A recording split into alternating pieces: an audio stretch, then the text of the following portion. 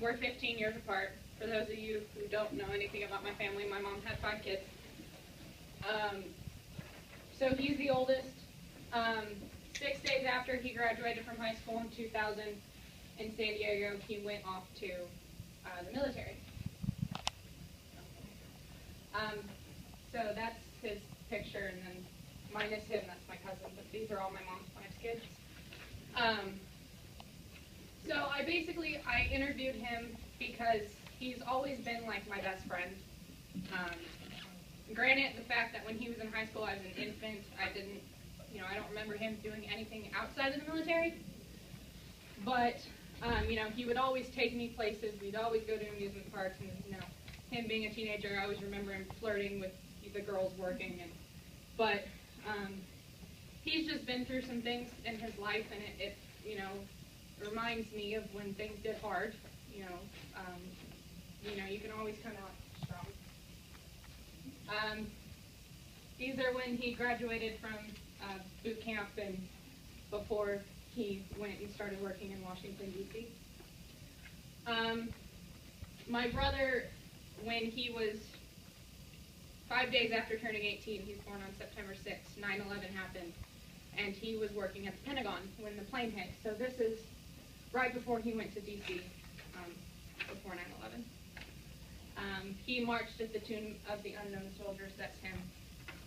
Some of the things that happened, he's an infantry soldier. He works,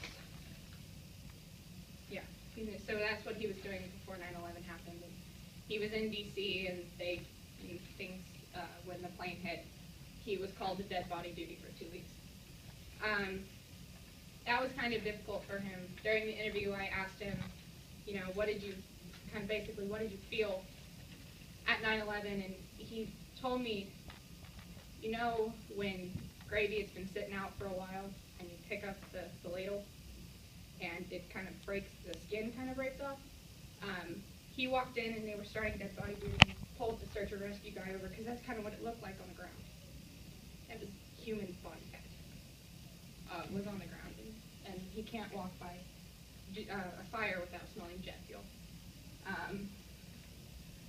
This is the Pentagon on 9/11. Those are sandbags, not body parts. That's me when I was little. I couldn't find the one when I was sitting on his shoulders, but and then before I moved to Texas, because we lived in San Diego, the day we got to Texas, he was called to active duty, and he was still living in Iraq, or he was still living in San Diego. What I'm passing around is his coins that he got for Operation Iraqi Freedom, and his medal, and then he brought home a little bullet, I guess that was stuck in his Kelvar vest. He was the guy, before he was shipped off to Iraq, he was upgraded to staff sergeant. And so he was the guy that took around the troops, and he was the boss. And I asked him, how did you feel being called to active duty? And he said, I was upset. I thought I was getting out of the military. I'd quit ROTC for a reason. That reason being, it was too relaxed for him. If he didn't feel it was not military enough for him. Said I was terrified. The thought of war, especially after being an infantry soldier, you were the trigger puller. You're the ones kicking the doors in and getting the bad guys. I was terrified. When I joined, we were at peace. I never thought I was going into combat.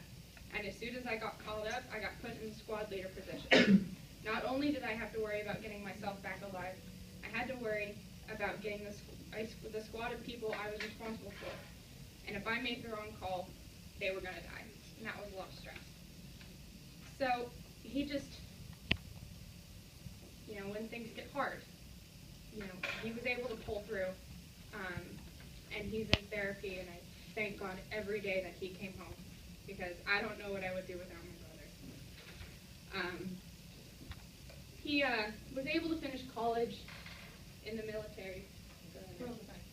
Um, I was digging through pictures, and there was a video of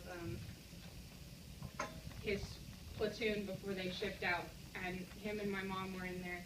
We had just moved to Iraq, not Iraq, sorry. We had just moved to Texas, and so she flew to Camp Shelby. That was the day before he shipped out. This was him in Iraq and his squad and stuff, and he ended up finishing college while he was in Iraq. He went, they had a lot of downtime, and so it was either, he told me it was either play Xbox all day or do school, and so he chose to do school. Yeah, that's my brother's favorite expression. That's kind of what gets us through the day.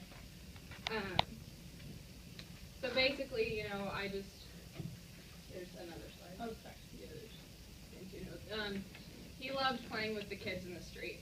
That was like his favorite thing to do, and when he wasn't doing school. And I just, that's pretty much why I interviewed him. Is he can get through so much, and he forgets how much we love him, and because it is hard. He has PTSD, and he's in therapy, and he's gone through some things that, nobody can imagine going through. And he's got a daughter now, and that's also kind of what gets him through the day. And I asked him, would you recommend the military for your daughter, or even for, because we have a little brother, and recommend it for TJ, or, Megan or Elise, or my older sisters. He said, not now. With everything we are getting involved in when we shouldn't be, and how degraded the standards are now. Leaders are getting promoted that have no business being there, and these people are in charge of other troops. I wouldn't want my daughter or my siblings under someone who I've seen in the past 10 years. Equality in the leadership in the military has gone down, and it will take quite a lot of time to build it back up. The people that we let in 05 and 06 with criminal backgrounds are staff sergeants and staff sergeants now. They have no leadership ability. I think the military is becoming a platform for social engineering and political correctness rather than a fighting force. I wouldn't want my kids to have anything to do with that. And it's true, because, just look at what James has gone through. And people don't realize, unless you have somebody in the military, that they are gone through so much. And the fact that my brother was able to pull through that is the reason I picked him for this project, because, he had his friend who was, a friend with him that was there on 9/11, and with him in the war, committed suicide 6 months ago. Because it's hard. You see people die around you. My brother saw people die around him. My brother was hit by an IED, but he came home, and